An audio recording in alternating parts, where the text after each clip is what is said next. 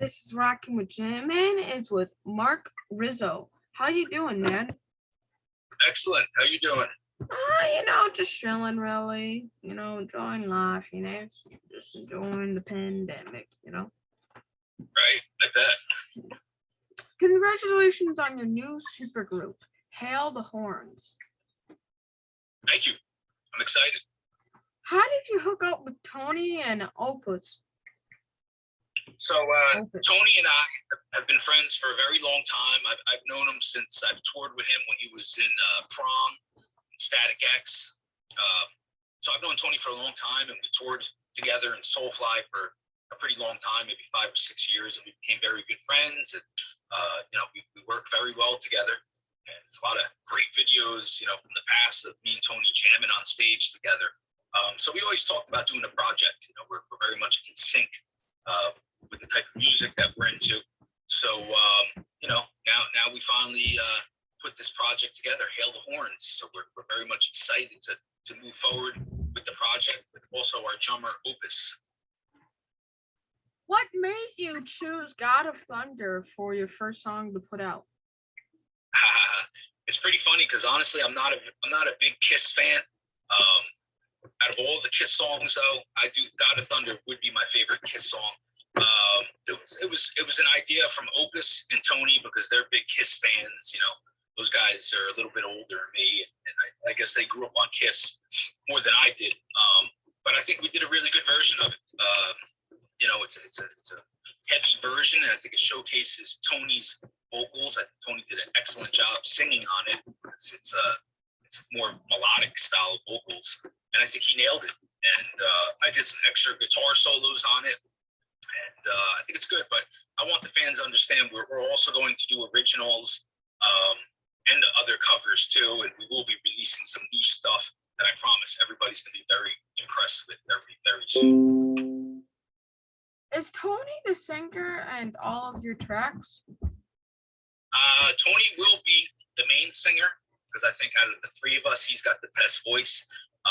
Although I will be doing some vocals also. I will do like the heavier death metal songs, and Opus also will be singing some stuff too. He's a little more melodic also. So we're gonna do a good mixture of classic rock and classic heavy metal, death metal, thrash metal. We're doing a lot of covers in the beginning of this band, and then we will be releasing a full record of originals, and we're looking for a new deal.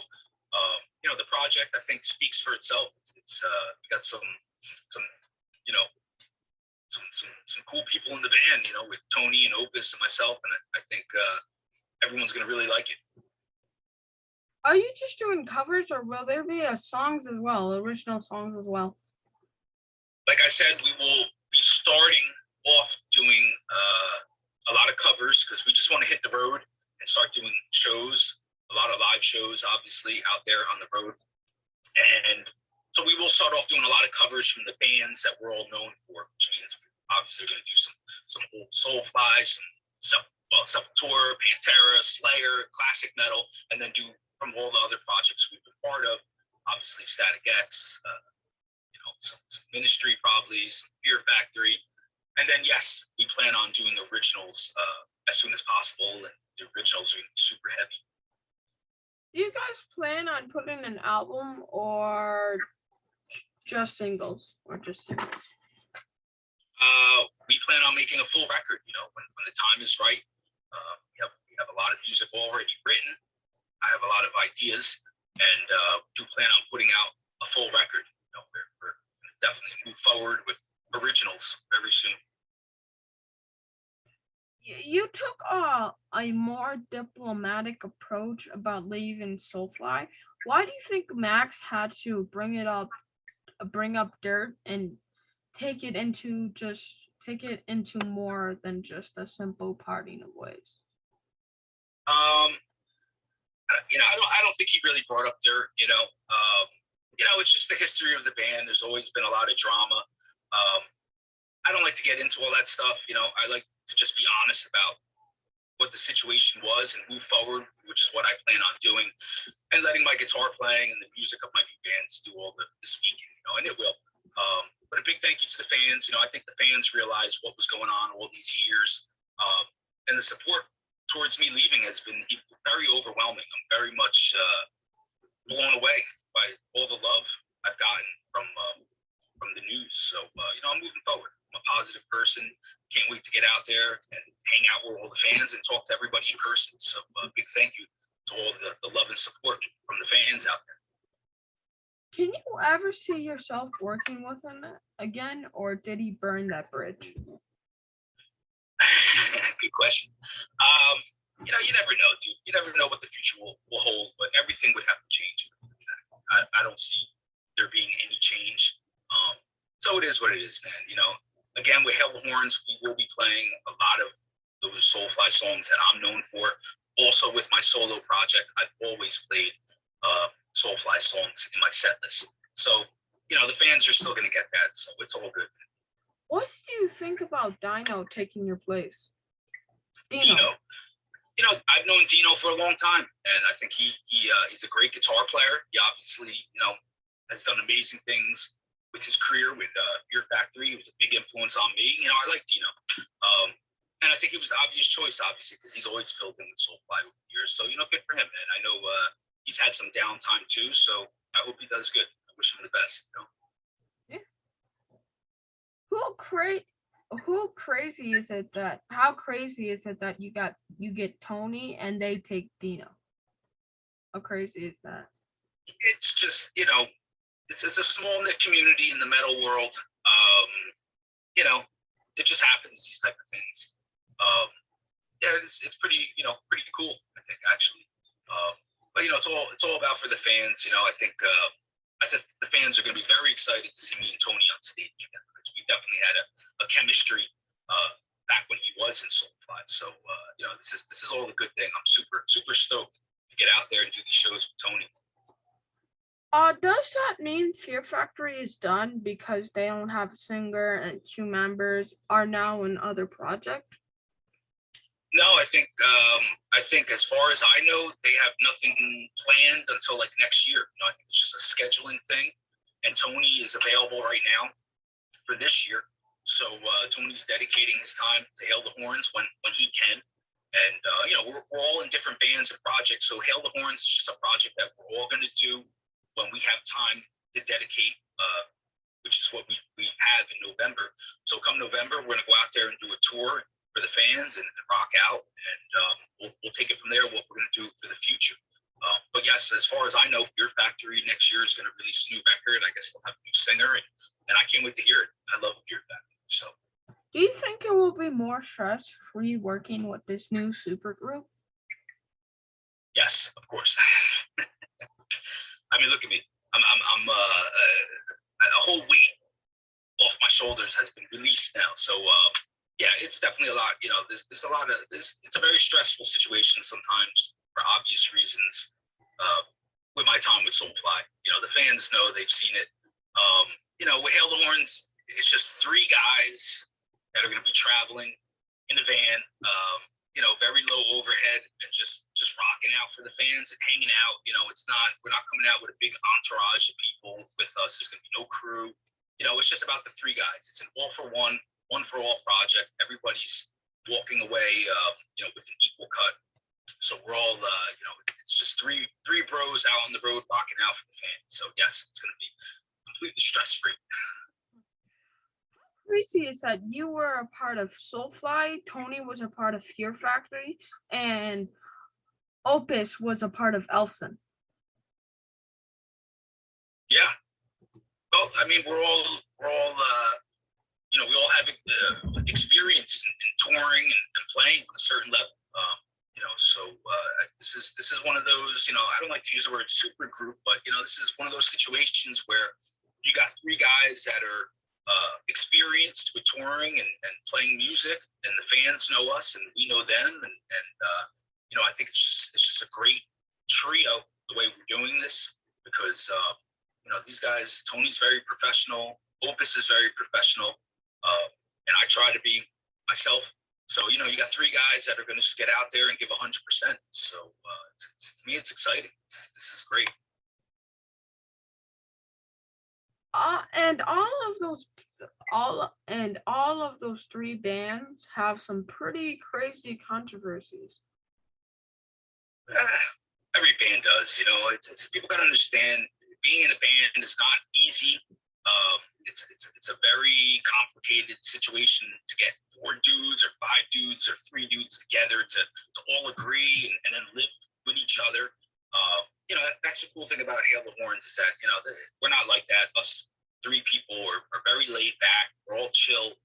And Hail the Horns, we've all hung out, we've all toured together before, man. This is just, a walk in the park for us, man. So I think that's why the three of us are going to work really good with this project because there's just no drama, man. We're just very laid back, cool people. Now the three of you together should be able to handle anything that gets thrown at you. Yeah, absolutely, man. We're ready. We're ready for battle. At least you all will. So at least you all have some great stories to tell each other in the tour bus. At least you'll have something to do entertaining. Yeah. Well, I don't think we'll ever get a tour bus, and honestly, I don't want to be on a tour bus ever again. I'm not a bus kind of guy. It's just, it's just too hectic being on a tour bus. I'd rather be in a van or a small car. I like to do the driving. I drink coffee and drive all day, and I get to a nice hotel and relax. That's more the way I like to travel. No, it's a tour bus. You're gonna have to. It's a tour bus. No. No, you know what? No, we're gonna cancel this interview right now, and maybe you can think about it. Okay? Maybe. Tour bus is overrated. Trust me. Okay, buddy. No, I'm just giving you a hard time, man. Just giving you a hard time. Speaking of touring, I see you guys book some shows in November. Well, with the way things are going to, do you think venues will be open then? Do you think venues will be open then? Well, look, I've been on tour now doing my solo project since February. I've just prioritized going to the states that were open. So we're, come November, we're going to do the same thing with Hail the Horns. We plan on going to the states that are open, which means Texas, obviously, Florida, Montana. Wherever is open for concerts, we're going to go. So simple as that.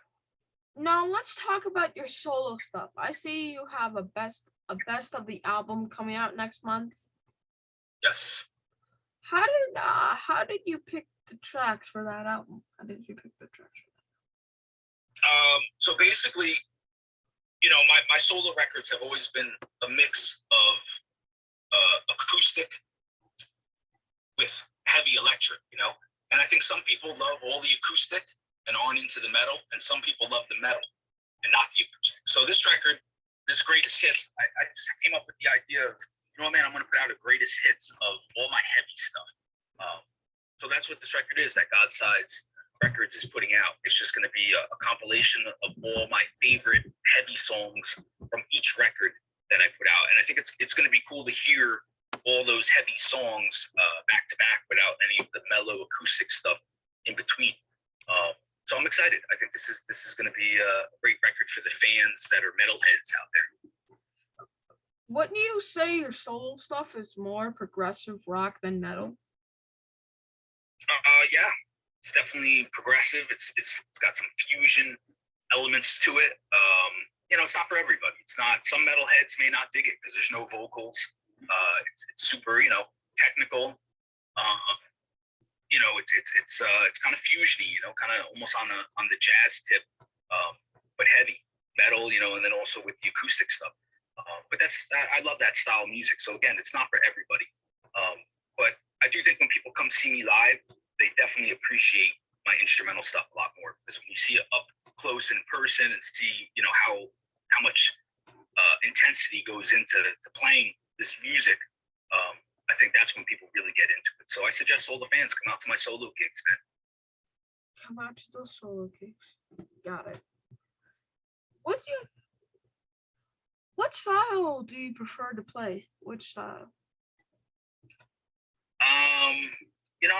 I love all types of music. That's the thing. I love all types. I love to play all types of music. But my favorite style of music to play is definitely just instrumental guitar music. That's always what I've loved. I just love the intensity of technical guitar playing, the melody of it, and just going off on the guitar. So stuff like Yngwie Malmsteen, Joe Satriani, Steve Vai. These are all my favorite players. They all made instrumental records, and it was something that I always dreamed of doing. Even more than being in a band, I always wanted to make solo instrumental guitar records. Now it once said in the past that you were a part of the Misfits. Whatever happened to that with that? Yeah, Misfits was an amazing opportunity that I did back in like 2015 with Jerry Only's version of the Misfits. Jerry's a great guy. I admire him very much. It was very good to me when I was with him.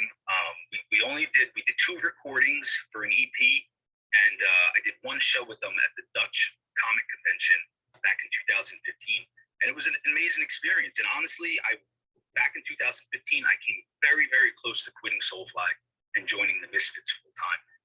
They just treated me so good, and there was a lot of things going on in Soulfly even back then in 2015 that I wasn't very happy about, and I came very close to joining the Misfits, but it was a good idea that I didn't, because I did know that the Misfits were eventually going to do a reunion with Glenn Danzig and Doyle, and obviously that's huge.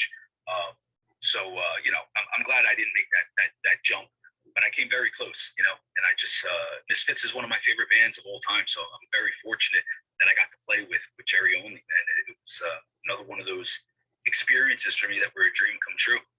So you only played 1 show with them? What was the lineup? It was just us. It was just the Misfits. We did the Dutch Comic Convention. That's where it's like a comic book themed convention, and that was it. We were the only band that was on that convention, and it was a great experience. There was a lot of people there. We played in front of a couple of thousand people, and we did a full Misfits set. It was like a 2-hour show that we played, man, and it was great. And I'll tell you, man, again, I can't say enough good things about Jerry Only and the way he runs the band, how professional they were, how much rehearsal we did. It was amazing. We must have done 2 weeks of rehearsals before that 1 show just to get a simple punk rock set tight. It just goes to show all the passion that Jerry has for the Misfits and for putting on a tight professional gig. I've never experienced something like that before, so it was a great experience.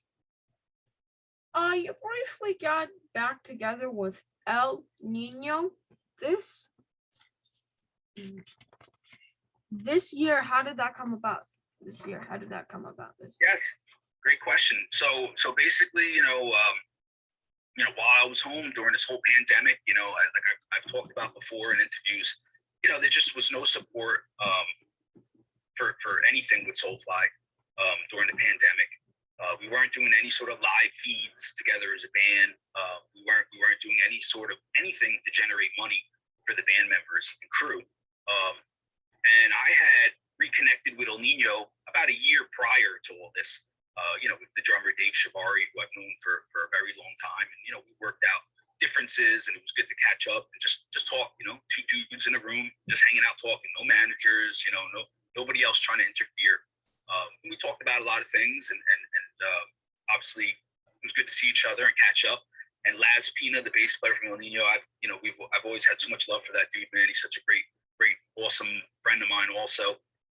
So we basically, those guys knew, with the pandemic and everything going on, they had a great idea to get all original members back together for this Ill Nino video shoot and to try to generate ticket sales. And it was great. And it was very ironic how, my old band that I quit back in 2002,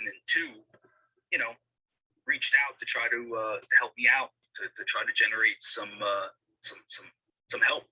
So financially. So it was a great experience, and we did it for the fans. I think the fans were super excited about it. We hadn't played together, probably like 20 years, and it was great. It was good, and I think it's going to lead to me doing more writing, maybe with Ill Nino, and definitely maybe some future shows too.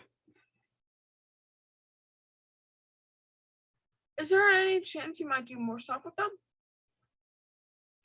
Yes, I've already been doing some writing, me and Laz at his studio, and So we're talking about, doing some writing, maybe having me appear on some of their new records, and definitely go out there and do the 20-year anniversary shows for our first record, Revolution, that came out back in 2001.